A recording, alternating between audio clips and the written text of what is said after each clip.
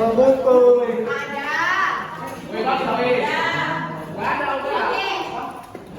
Apa judul pesan kita hari ini? Perdagangan.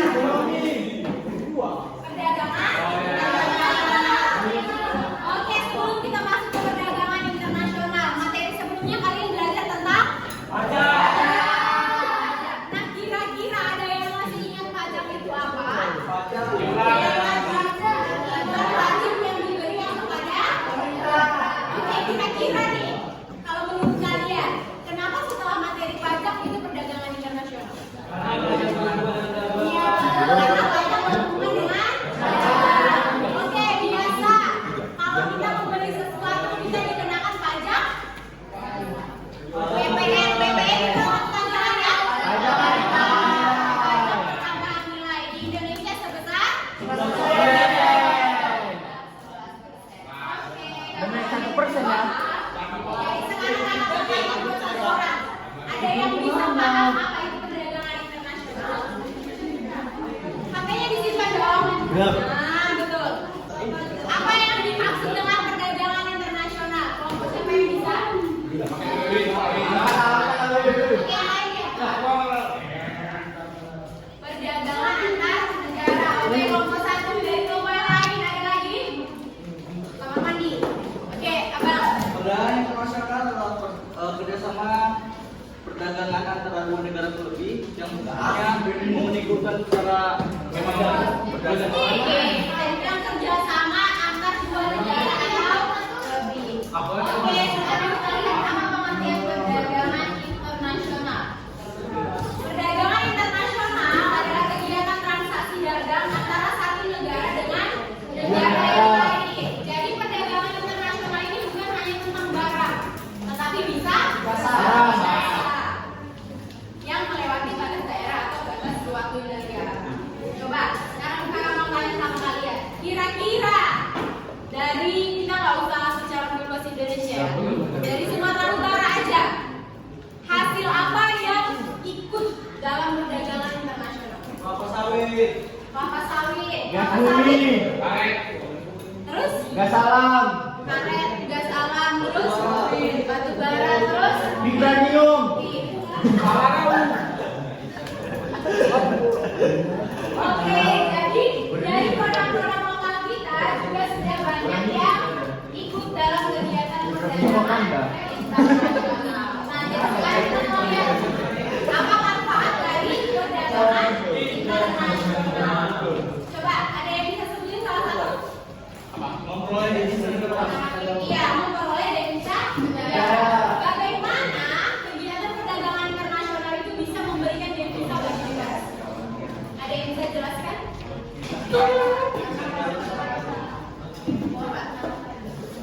Karena kalau barang impor dikenakan pajak, berarti suatu negara akan mendapatkan devisa kalau dia melakukan ekspor atau impor? Ekspor. Sebelumnya ekspor itu apa? Menjual barang. Oke, menjual barang ke luar negara. Kalau impor, membeli barang dari luar negeri. Oke, manfaat yang kedua ada menjaga stabilitas harga. Bagaimana perdagangan internasional bisa menjaga stabilitas harga di dalam negara?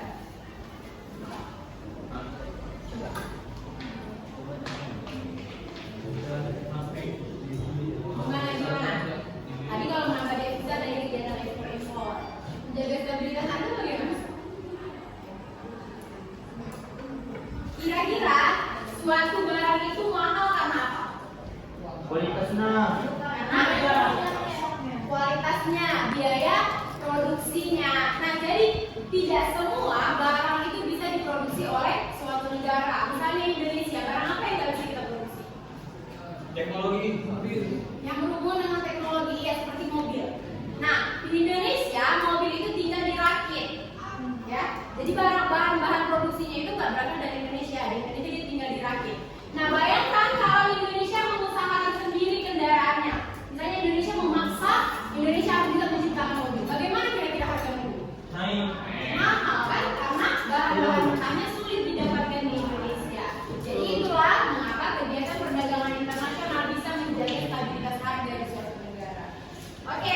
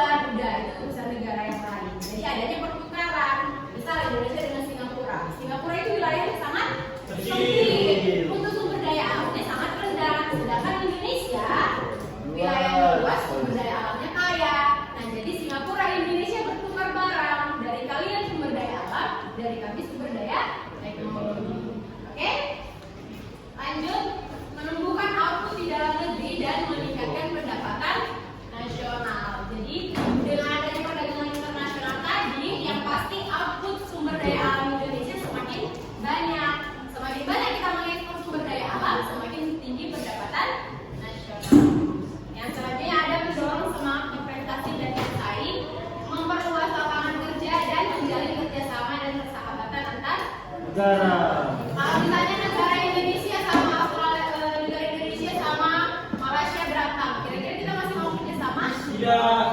Masih. Masih? Masih. Kamu kalau berantem sama yang di depan kamu masih mau minta apa? Bisnis barang juga? Bisnis is bisnis. Oke, ini ada faktor-faktor pendorong terjadinya perdagangan internasional. Coba, abang yang itu, abang lihat kamu bacakan. Kau Rik. Iya kamu. Iya, faktor pendorong. Faktor pendorong perbedaan ilmu pengetahuan dan ekonomi iptek. Mau nyebar dari bawah. Udah lah. Iya. Oh ini. Perbedaan sumber daya alam. Adanya Perbedaan selera. Pendorong Pak, ya kan? Lanjut nomor 3. tidak semua negara dapat memproduksi sendiri suatu barang. Adanya spesifikasi perbedaan iklim, perbedaan ilmu pengetahuan dan teknologi atau iptek. Oke, dari yang kanan ini ada yang tidak dipahami sebagai faktor pendorong. Kenapa ini bisa jadi faktor pendorongnya, Kak? Kenapa ini bisa jadi faktor pendorongnya? Paham semua kenapa itu bisa jadi faktor pendorong? Oke, kita ambil contohnya adanya perbedaan selera. Kalian lah dalam hal berpakaian. Kira-kira nih cewek-cewek seleranya mengikuti gaya berpakaian siapa? Ala ke Korea? Korea. Nah, jadi kan ada nih perbedaan selera. Itu Bener, nggak Pak. apa-apa nih. Online shop ambilnya barang-barang Korea. Nggak apa-apa bayar pajak, bayar cukai. Yang lain, coba ada nih perbedaan iklim. Coba kasih contoh kenapa perbedaan iklim ini bisa mendorong kegiatan perdagangan internasional. Ada yang bisa? Iklim di Indonesia ada berapa? Dua. Oke. Di negara lain misalnya kayak di Korea. Oke, nah jadi kenapa perbedaan iklim itu bisa menyebabkan perdagangan internasional? Karena dia tidak bisa memperoleh sumber daya alam tersebut, Kak. Iya, misalnya pada saat musim salju. Nanti saya bercocok tanam kan?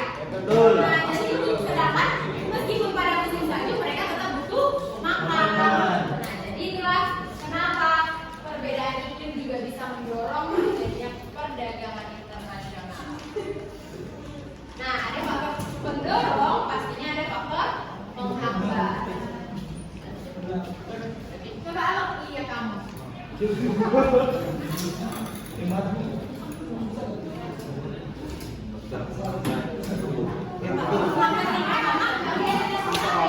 Oke, yang pertama melihat amannya suatu negara. Yang kedua, pembayaran antar negara sulit dan risikonya besar. Yang ketiga, tidak stabilnya kurs mata uang asing. Yang keempat, perbedaan mata uang. Yang kelima, kebijakan ekonomi internasional. Dan yang keenam, kualitas sumber daya yang rendah. Oke, faktor penghambatnya ada yang mau ditanya. Kenapa ini bisa jadi faktor penghambat, Kak? Contohnya ini, tidak stabilnya kurs mata uang asing. Kenapa tidak stabilnya kurs bisa menjadi penghambat perdagangan internasional? Karena kalau lagi mahal atau lagi tinggi, kenapa dia? Peminatnya bakal berkurang. Oke, ada jawaban lain? Coba dari kelompok sana, dari tadi asli kelompok 1 aja. Kelompok 3 lah. Ayo kelompok 3. Oke, pertanyaan lain. Kenapa kebijakan ekonomi internasional yang dibuat pemerintah itu bisa menghambat kegiatan perdagangan internasional? Contohnya seperti kemarin Jokowi mengeluarkan kebijakan untuk tidak mengekspor kelapa sawit ke Korea. Oke, nah itu bisa menyebabkan penghambat. Jadi misalnya nih, Indonesia bilang, oh mulai sekarang kita stop ya ekspor, itu jadi penghambat. Iya, jadinya negara-negara lain tidak mau bekerja sama. Jadinya kebutuhan kita yang dari luar negeri juga terhambat. Oke, untuk kelompok 2. Kenapa tidak amannya suatu negara bisa jadi faktor penghambat? Coba kasih contoh gimana negara yang tidak aman. Zimbabwe. Iya, jadi perang. Oke, kenapa Ukraina dan Rusia itu bisa jadi faktor penghambat?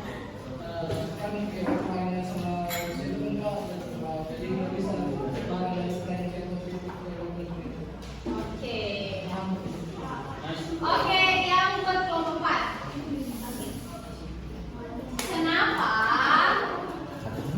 kualitas sumber daya yang rendah itu bisa jadi penghambat? Kualitas sumber dayanya,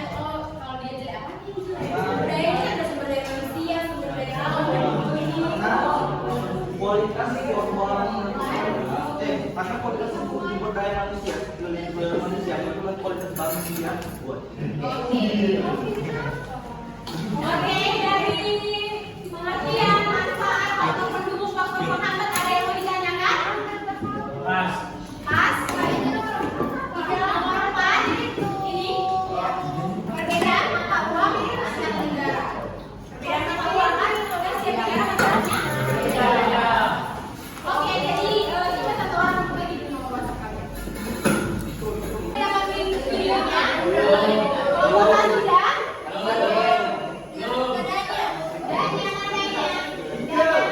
Asik. Oke, nomor 2 berapa? Belum. Nomor 2.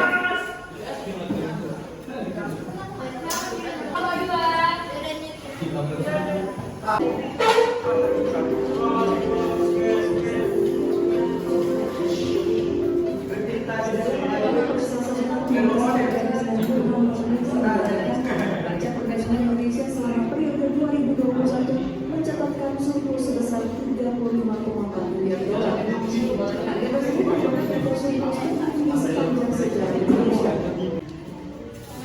Selamat siang. Kami dari tim ekspedisi minyak ke Purwokerto yang diutus dari TV One. Kami ingin mengungkapkan penjabaran yang telah kami analisis dari beberapa desa-desa yang ada di Sumatera. Silakan. Kebijakan perdagangan luar negeri dan domestik Indonesia tahun 2022. Neraca perdagangan luar negeri Indonesia pada tahun 2021 mencatat surplus tertinggi sepanjang sejarah, yaitu batubara, produk CPO, kelapa sawit, besi baja merupakan komoditas